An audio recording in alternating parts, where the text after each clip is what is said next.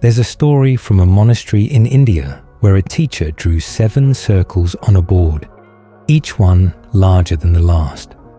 He pointed to the smallest circle and said, "This is what a person at the first level can see," then the second, then the third.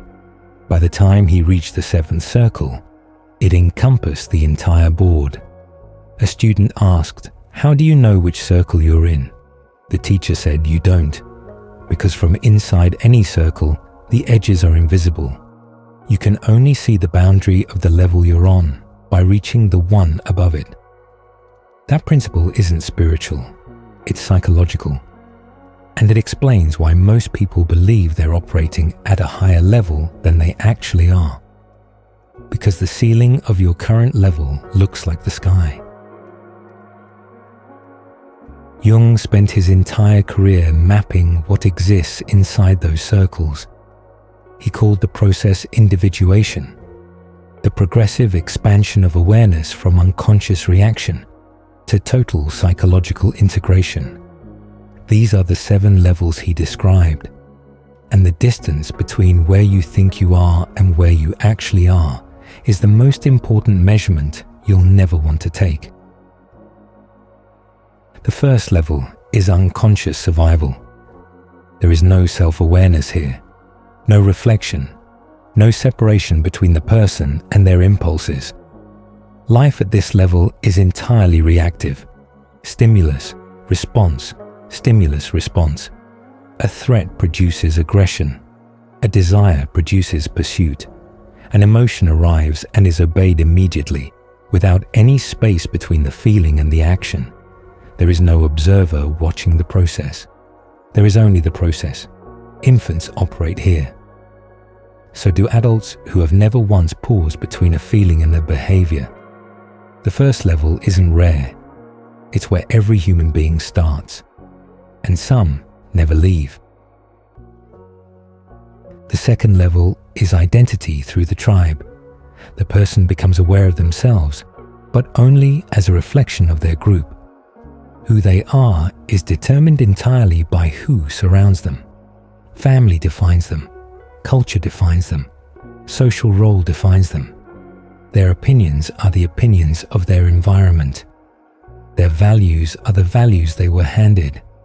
They don't experience this as conformity. They experience it as reality. Because at this level, the boundary between self and group doesn't exist. The person isn't choosing to follow the tribe. They can't perceive themselves as separate from it. Questioning the group's beliefs would feel like questioning gravity. It wouldn't occur to them to try. The third level is where most people spend their entire lives. Jung called it the constructed ego. At this level, the person has built a self, a coherent identity with beliefs, preferences, goals, and a narrative about who they are and where they're going. They've separated from the tribe enough to feel individual. They make their own decisions. They have their own opinions. They experience themselves as autonomous. And that experience is the trap, because the constructed ego feels like the end of the journey. It feels like arriving. You've built a self. You know who you are. You have a worldview that functions. You can navigate the world with competence. What else could there be? Everything. The third level is where the ego completes its construction and then convinces you that the construction is all there is. Your beliefs feel like facts. Your identity feels permanent. Your worldview feels like reality rather than one interpretation of it. And the things that exist above this level, the deeper layers of the unconscious, the shadow, the parts of yourself you've never met, are not just invisible. They're structurally inaccessible from here.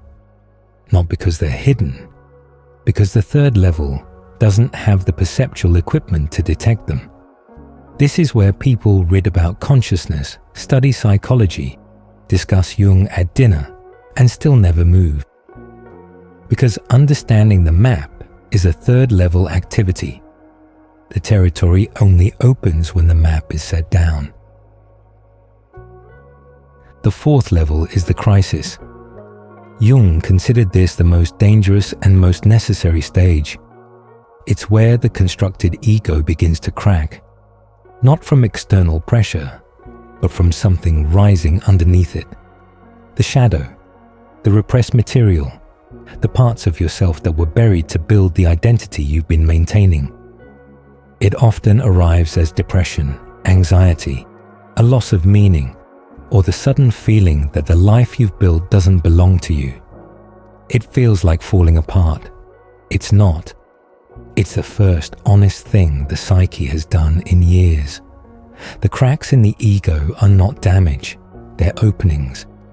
And what's pushing through them is everything you've been too afraid to face. Most people who reach this level retreat. They rebuild the ego faster than it crumbled.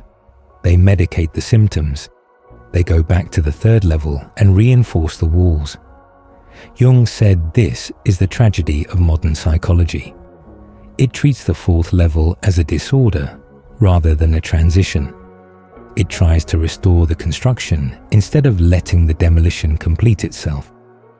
The people who don't retreat, who let the cracks widen, enter something they'll never forget. The fifth level is the observer. For the first time, the person can watch their own thoughts without becoming them. The emotion arrives and there is space between the feeling and the response. Not suppression, space. The ability to see the reaction, name it, and choose whether it enters behavior or passes through like weather. This is where Jung's concept of the shadow becomes a lived experience rather than a theory. The person sees their projections in real time, watches themselves assign meaning to other people that belongs to their own unconscious material. They catch themselves mid-pattern. The machinery of the psyche becomes visible, not as something read about, as something observed firsthand, from a vantage point that didn't exist one level below. The sixth level is integration. The shadow has been confronted. The projections have been withdrawn. The opposites within the psyche, masculine and feminine, light and dark, order and chaos, begin to reconcile. Jung called this the union of opposites, and he considered it one of the most profound psychological achievements a human being can experience. At this level, the person no longer experiences the world through the filter of their unresolved psychology. Other people stop being screens for projection and start being seen as they actually are.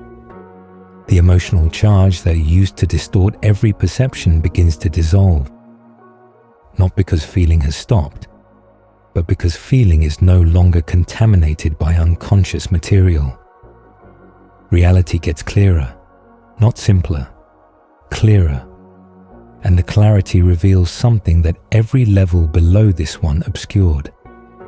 That most of what you experienced as the world was actually you, reflected back.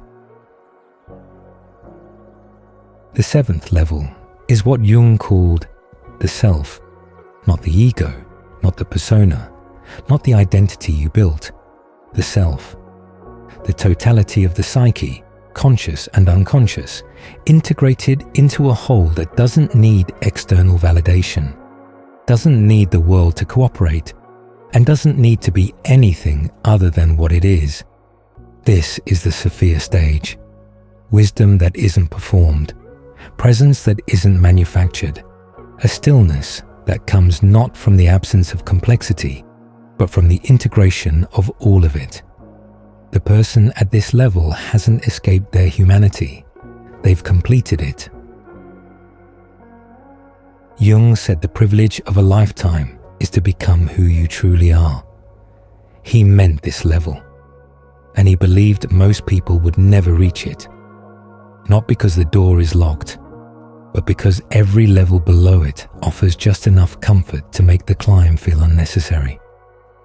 7 levels, 7 circles on a board. and from inside whichever one you're standing in, the edges are invisible. The question was never which level you want to reach. It was whether you're willing to see which level you're actually on.